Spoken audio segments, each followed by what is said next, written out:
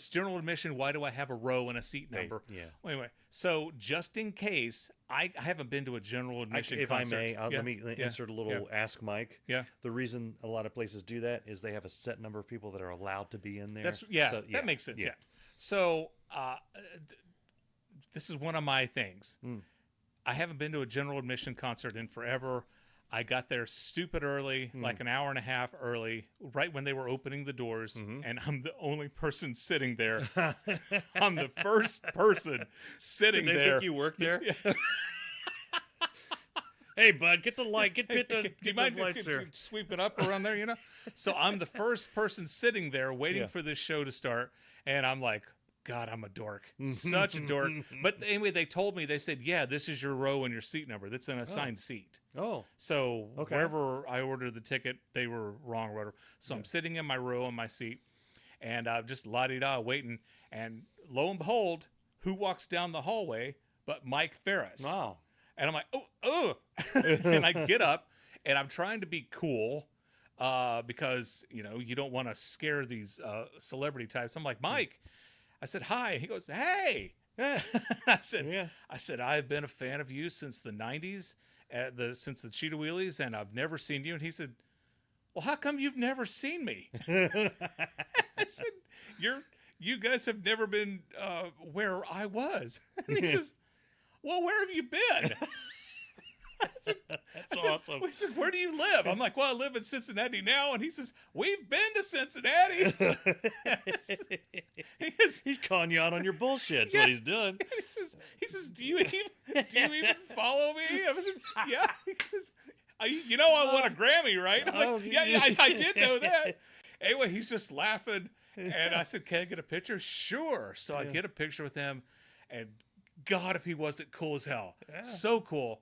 So this is where the sad part of the story comes. Oh, okay. The show starts at 7:30. Here it is, 7:25, and like the first 5 rows are full.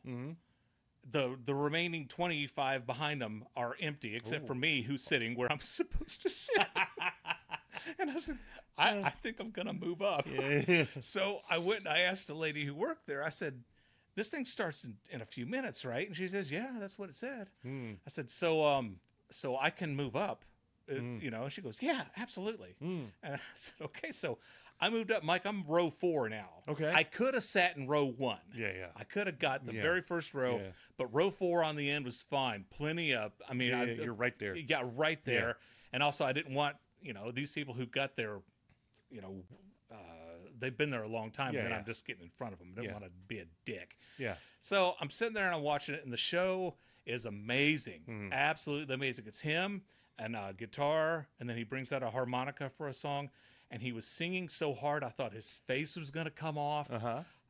I've never seen anybody who could sing like this. And he would tell stories in between his songs, and occasionally he would tune his guitar, and he'd look at it and go, ding ding ding ding ding. And I'm like, for some reason I could have sat there for an hour hearing him going tuning his guitar, and the show was amazing and everything was great until about halfway through. Now I'm being very careful.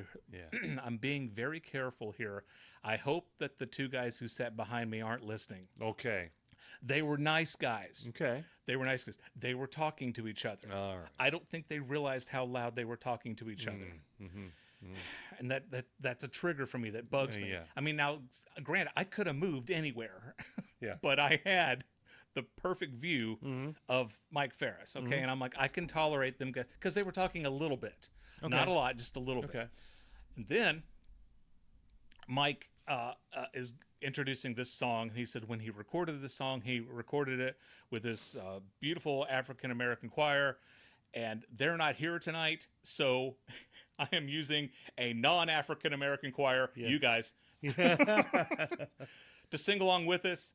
And he says, and all you got to know is the words are, we will never worry no more.